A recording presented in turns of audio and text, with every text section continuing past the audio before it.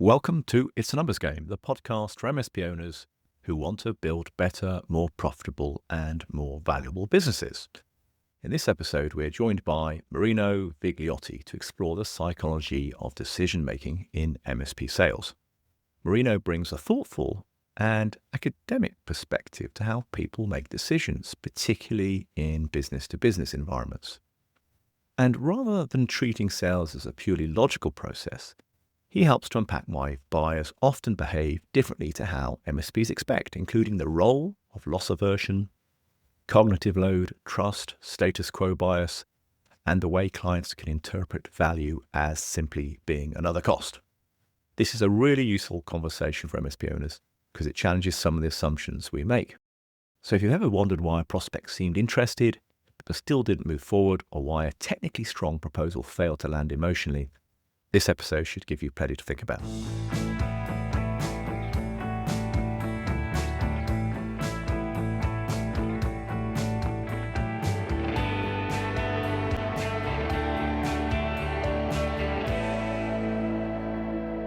Marino, welcome to the podcast.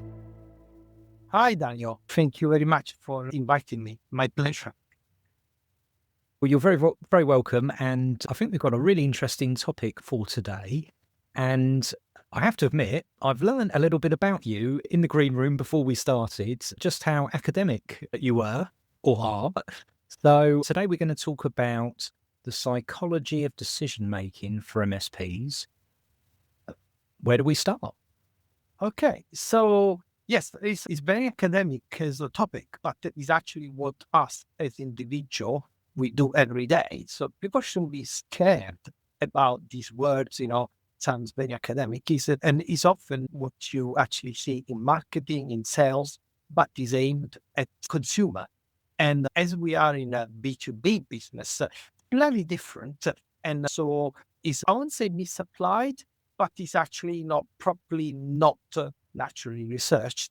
And people think when you do B2B, is similar to B2C.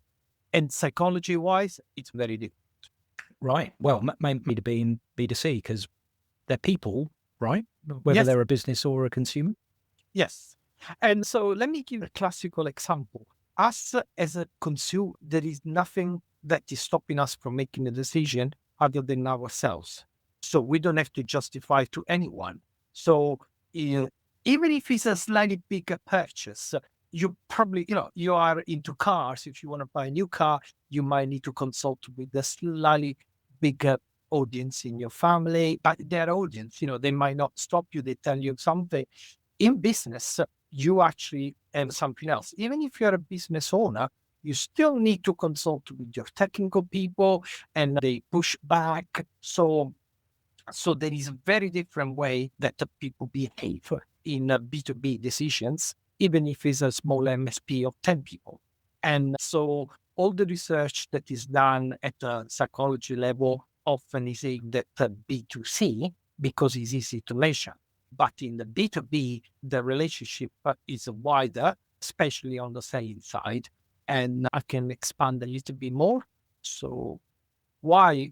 So when, as an MSP goes into a client, they often think what the MSP thinking, what is good for the client, which is a fair point. You start from there, but the people there are behaving in a different way. On the other side, the utility that somebody wants to get from a product, it's very different from what the MSP is trying to pitch. What I mean is this. So, for example, the end user, it's a small firm, maybe accountancy firm, and for them, the utility they get from the MSP services are how I better use my time, how I, can reduce some cost, which is a classic, whatever. So the MSP, what actually thinks is say, oh, I'm going to sell more and you are going to gain more time. So this misalignment causes a friction. And the friction, for example, happen on the gap that the MSP doesn't actually know what the aim of the business. As I mentioned, an accounting firm their business is selling accounting services. Everything else, it's complementary. But the point, unless you're actually making use of it, the business owner or the accounting firm, guess what? Say, oh, I need IT, like I need a car, I need a building. So the utility, again, is more psychological than money. And that is the first friction that often you have and is not even seen. And I say the word friction because the MSPs, they're thinking about objections. They are not objections. It's the aim of and the goals of the owner of the business on the other side is completely different from the MSP. One of the most common conversations I have with MSP owners goes like this. We're busy, clients are happy, but the numbers never quite look how I think they should. And almost every time it comes back to the same thing. Not effort, not demand, but how the business is being valued and priced. And if I'm honest, it often runs a bit deeper than that.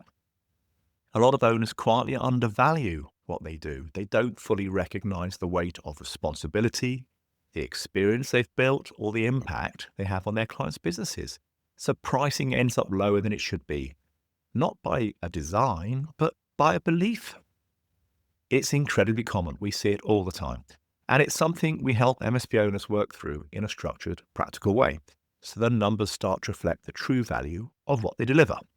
If any of this resonates, it's worth having a conversation. So just head over to mspfinanceteam.com and book a slot in my diary, or email me at adam@mspfinanceteam.com. Really interesting. And I'm pretty sure I've heard before that all decisions are emotional, and then you work back from that in terms of justifying that. Have I got that the right way around? Dan, just before we dig into that, could I just check with Marino?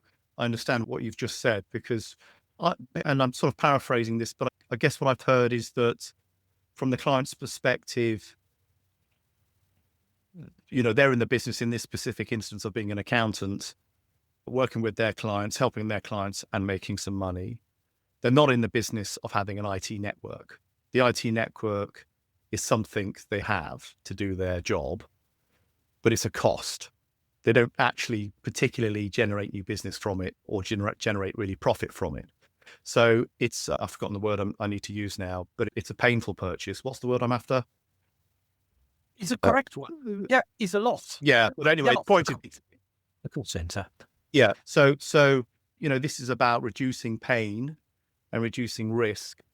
Neither of those things, the owner of the accountancy is really interested in doing that much. I mean, he's got to do it, but it's not exactly exciting for him. So you've got an IT owner who's walking into this meeting all excited because all this tech is great, right? And I can solve all your technical problems, but actually the accountancy owner isn't really that interested, quite frankly. Is that the sort of things you're talking about here? Correct. And also I can link to what Dan was saying. Often, and that is because people don't know the word emotion. Emotion is a psychological state the person is in. But when you make a decision, you actually make a decision using cognitive functionality. So they're very big words. You don't have to understand. So the emotion doesn't help you to calculate something. If something is bigger than another one, it's not the emotion that drives you that. And that is being proven, So let me give you an example. Practically, you have two choices. The first choice, you have a 70% chance of having £100. So 70% chance of £100. And the second choice, that first one is A, and B is a 30% of £300. So choice A, 70% £100. Choice B, 30% of £300. Is a gamble, is a bet. Which one do you choose? Yeah, I'm trying to work it out because I'm sure there's a deliberate number here. I'm just going to copy Adam and say B. Okay, that's exactly, it's very interesting. So he actually did a very quick calculation. 30% of 300 is 90. And you were try to think which one is. And as you can see, there is no emotion in it. There is a pure cognitive calculation. So in this test, it's not mine, it's been around for several decades. People choose A because they think about 70. 70 is more probable, but 70 or 100 pounds, it's 70. So technically speaking, if you are a real rational person, you are going to choose B. But because you are there, processes are not always, there. You go for the first one. You saw the big number 70, and that's why you chose. That is the psychology behind. So it's not being irrational that you are actually being driven by what they're called biases. And your bias is to go towards something that seems much more probable, but actually is going to return you less. This reminds me of stats that you often see in the media and newspapers, and it's a common problem because journalists, by definition, are wordy people, generally speaking, right? They're good at stringing together words and sentences and stories. That's why they become journalists. They're not necessarily good at statistics. And so often you see this problem a lot. But even when the statistics is accurate and they talk about 100% increase in breast cancer or 100% increase in some other form of cancer, and then but what they don't tell you, of course, is that the percentage, of the chance of getting that cancer in the first place is 0.03% or something. So actually 100% increase is actually a minute increase in terms of risk compared to all the other risks that you meet on your daily life. And so 100% increase all of a sudden, well, that's huge, that's awful. Well, no, it isn't actually, if we compare it to the fact that you're going to cross the road 10 times today and you drive a car and you probably have some alcohol, or maybe you smoke, and goodness knows what, right? So none of this sort of wider context is ever kind of considered. And I think that this sort of bias around being able to understand data and emotion is something that isn't really taught, is it? And it is. I find it really interesting as well, I guess. Thank you. And you actually brought up this. You actually mentioned all your daily cases. So you as an individual. And that is the thing I was telling you before. There is a difference between B2C and B2B. And so the MSP, for example, always find it difficult to present some business cases because it's much easier to relate to what we do every day. But it's not how we take decisions in business, especially B2B. And I'm just wondering, though, reflecting back to my decision about the £100 or the £300, I really didn't want to miss out on £200. Well, So there was some fear there of missing out. So is that part of my decision? yes, because what we discussed before was about gain something.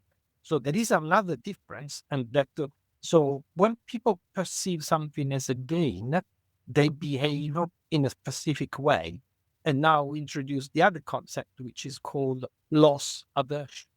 So when the same figure in absolute value is perceived as a loss, actually is considered psychologically as a double loss, as utility. So if I would have said, which one you will go for, say losing, for example, same percentage, you would have been extremely negative and conservative and not gone for that.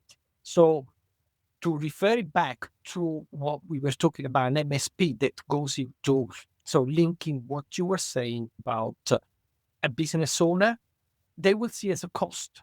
A cost is actually going to make more loss, making more loss. So the person at that point, when they're starting to see, oh, I need to buy something else, I'm not going to benefit. So they switched from the MSP say, this is what you're gaining. And the framing on the other side is actually, this is what I'm losing. So their loss, it counts double. And the objection, friction, anything is starting to get wider and wider. The MSP is thinking, I'm sending you benefits. The other person on the other side, psychologically, I'm actually losing more than what you're trying to sell me. And this is where, often, people need to be careful. They are not perceiving that as a loss on the other side. Are you saying, Marino, the client in this instance is hearing that the MSP is trying to sell them a benefit or a win or a gain, but actually they're not hearing that, or they're not feeling that. What they're feeling is it's going to cost them money and they're not going to get anything for it. Whereas the MSP actually should be saying, this isn't about a gain, this is about removing a loss or reducing risk. Is that what you're saying? I just want to sort of be clear. Yeah, no, that's correct. Yes. So the business owner will see on one side, they're actually, what they need to fork out is a loss. They don't see that as a gain. And that will increase the psychological pain that is double of what they actually would be seen as a gain. And this, I guess, in particular, if we go back to the first time we were selling IT, was a productivity gain, which naturally meant, and by the way, we're now repeating this again with the AI revolution, of course, but we're going to spend more money, but we're going to free up more capacity and therefore avoid a cost in the future. But there's no direct correlation. You've got to speculate to accumulate. So there's still risk around whether the decision will pay off. And is there some complexity around that? Again, is that another gap that needs to be bridged? Yes, that is very interesting, because what you're saying now, again, is a typical decision where you as an individual, you tend to make decisions that are actually benefiting you straight away. So you tend to think in that way. When you're a business, what you're saying, you're spending something now that you're hoping to recoup in the future. And that introduces a complexity. What's the value in the future of what I'm going to save? And human beings are not good at calculating that, because there is uncertainty around, and this uncertainty is not easy to measure. So, of course, there is some gain. You're trying to be rational on the selling side. The person on the other side is saying, I actually cannot calculate these benefits. And this benefit is a psychological benefit. So they tend to go in what is called the status quo. The status quo is where they are now. And they are pretty much, let me give you an example. If you have a software package that they purchased, so you're saying now this software package, can be replaced. So you're gaining more and more. So the status quo is what I have now. And the typical problem is a sunk cost. Sunk cost is actually something that actually weighs so much more on the decision. And it's not just economical. Again, somebody said, I had this software for so long, I like the color. I like the green and the blue. You've tried to sell me something that is more, on the gray side. And that has a huge impact on the decision. And people undervalue this, this psychological aspect on the other side, is what you were saying before. Emotions, actually, they are not really linked to emotion. They are linked to cognitive decision. Somebody that has used a piece of software for 5 years, if you say you need to replace it with another one, you say for 5 years, you've been talking rubbish. You've been using the wrong thing. You make 5 years of wrong decision. So you're actually telling that you're pretty much stupid. And that is something that people need to be careful about it, more than actually valuing the saving. Because you would say, look, that probably was correct at the time you did that. You took as much as you could out of that software. You cannot get any more. So you need to move on to the next stage. So it was perfect what you did. Sounds silly, but you're actually helping them to soften the attachment they had to this sunk cost and the status quo they have. And, it's not really softy, but it's helping them. Like it. And probably moves the conversation on to, we've established what the challenges are. It's what can we do about this? If I'm going into a client meeting, how do I avoid these issues? And I think the first point there is you've got to sugarcoat things and be aware that actually, there's a pill to take here. But there's nothing wrong with helping the buyer make that decision and not be taking all the blame when it wasn't their fault anyway. But they might think it was. So for example, even you maybe be invited on a possible tender or something, And for example, it's very often that people ask for 3 quotes. So the first person did the hard work, convinced them to switch them to something else. So, and they're asking another 2. And the reason is because they've been sold and they purchased mentally, they need to switch now, but they haven't chosen the provider. So actually, the first person made a very good job, not just to sell the concept of a new packaging software, but they didn't actually sell their own company. They didn't sell why they need it from them and only from them. So actually, they opened the door to someone else and say, go and have a look. If you find it cheap, in the end, it's still the same packages.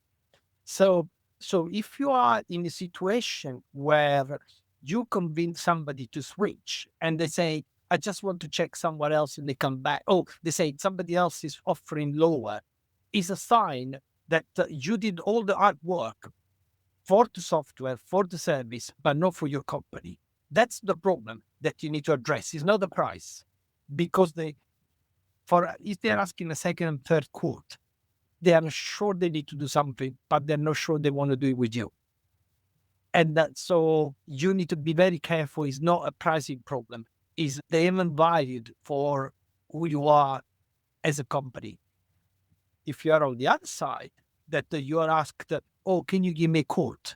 So it means that they are not trusting who is giving the quote. So you need to literally rebalance and say, it's not just about the product, it's about us.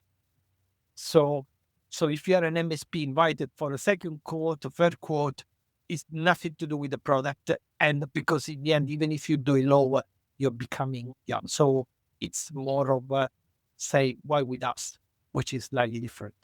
So that is one approach.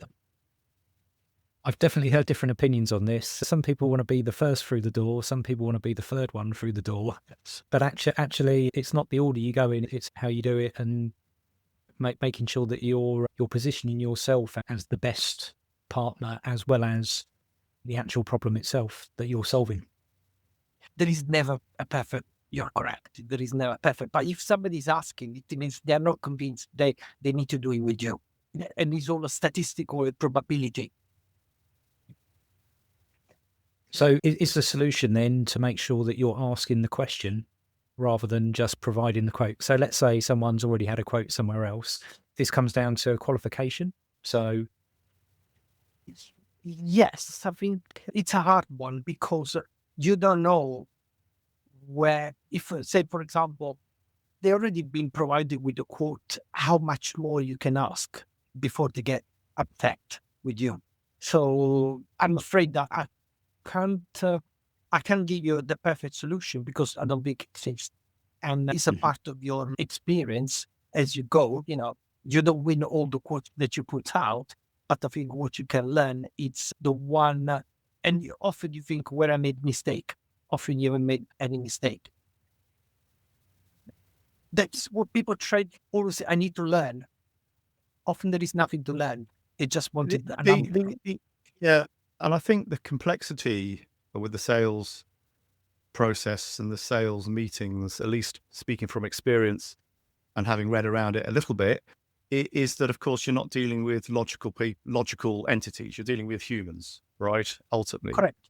And however good your own logic is behind your own product, the structure of how you put it together, the testimonials you have behind it, the evidence for your great service, you're not dealing with necessarily a logical entity on the other side of the desk. And they're going to have their own biases. They're going to have blocks in knowledge. They don't know what they don't know, so they don't know what questions to ask necessarily. And you, as the seller in this situation, you've got to be like listening and talking at the same time, trying to think ahead, trying to think about, well, hang on a minute, what bits does this person not know that I've now got to ask her to understand, where to fill the gap or make sense, or, and it's incredibly difficult. And I think the reality of it is that, it's to some extent, all you can do is what's within your control, which is ask, enough of these open questions, the right sort of questions to understand, ultimately what the business is about, what their priorities are, their motivations are, what problems they're trying to look to solve. And then in good faith, talk about your product, your service, who you are, what you stand for. And you know what? If that's not good enough for you, then maybe, that's not a fit for you. And that's where, for me at least, in terms of the sales process, this is about the numbers component of marketing and making sure you're just getting good pipeline coming through, and in particular are designing your service around that target market as much as you possibly. So again, knowledge of your target market is key in all of this, because the more you understand their fears, their needs, their biases, the challenges, what keeps them awake at night, the more you can talk about that, the more you're likely to kind of gel in that conversation. Yeah, you mentioned a few things. So the first thing is actually people don't have choices that get revealed. This is the classical approach. So it means they already chosen and they reveal it to you. In the psychology of decision making is about the construct of the preference. The construct of the preference means at the moment that the person is going through the process, they are actually constructing their own preferences, because prior, they probably don't have preferences. So in that process, as you said, as a salesperson, you're helping them to construct what they want to go through. And another thing is, which I particularly dislike often, people say, you need to ask a lot of questions. Actually, it's wrong. Because let me give you an idea. The more you ask questions, you are actually putting the person under a cognitive load, a cognitive effort that is huge. So often you need to ask, it sounds silly, the right question. The more question you start to ask, the person gets tired. Because they're answering to you, even if they know the answer, it's absolutely wrong to ask something they already know. It's something easier to say, your company is producing 10 million revenue, you have 25 people. For them, it's much easier to say yes, no, than actually go and think it, because they don't have to search, they need to infer. And that helps in the construct of the preference, because you are asking things, no, you're actually saying, is this, and this. Helps them quickly to get to the point where you need to get. So one of the phrases that comes to my mind is a descriptor of sales is you're helping people to buy. And what you've just described there is you've got to be cognizant of what the buyer needs to make it as low friction as possible and as efficient as possible for you as the seller as well. It's correct. So sorry, I was just going to say maybe this is a bit of a tangent actually, but there's so much out there around sales process and particular sales techniques, and there's whole programs around them, and they've been sold for decades, and I've been on a few myself, and you know what? And I've just come full circle back round to authenticity and an expectation of fit between you as the seller and a buyer. And, you can tie yourself in circles about following this structure and asking this type of question and not asking that type of question and all the rest of it. And I get it. But the moment a seller feels there's something a buyer rather feels there's something inauthentic, there's some kind of choreography, there's some sort of pattern or structure that's been followed here to get you to think in a slightly different way. And I don't know if you've ever experienced this, but I've experienced it several times when I've been in that situation, and straight away the shutters go up. That person loses trust. There's anything else they say now you don't hear, and quite frankly, they've lost the sale. So that kind of trust piece component, however you need to establish that, needs to be established, I think, is the key thing. And that's some kind of social experience between the two of you.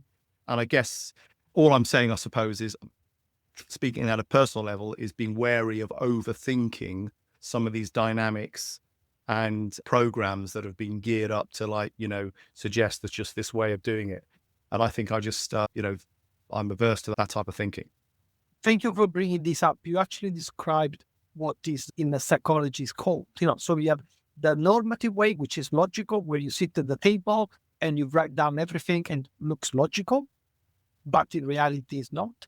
And what you described in the sales processes, they are called prescriptive, because they come from observing people, how they work in the field. The issue is there, as you said, we are human beings. We don't remember all the steps in the right order. So as you're sitting there in front of your client and you're trying to remember the order, you're actually going through a cognitive phase that is huge, and you're pretty much screwed. So that becomes less natural, and it becomes like you're trying to, the person on the other side said, this tries to do something to me that I don't want to.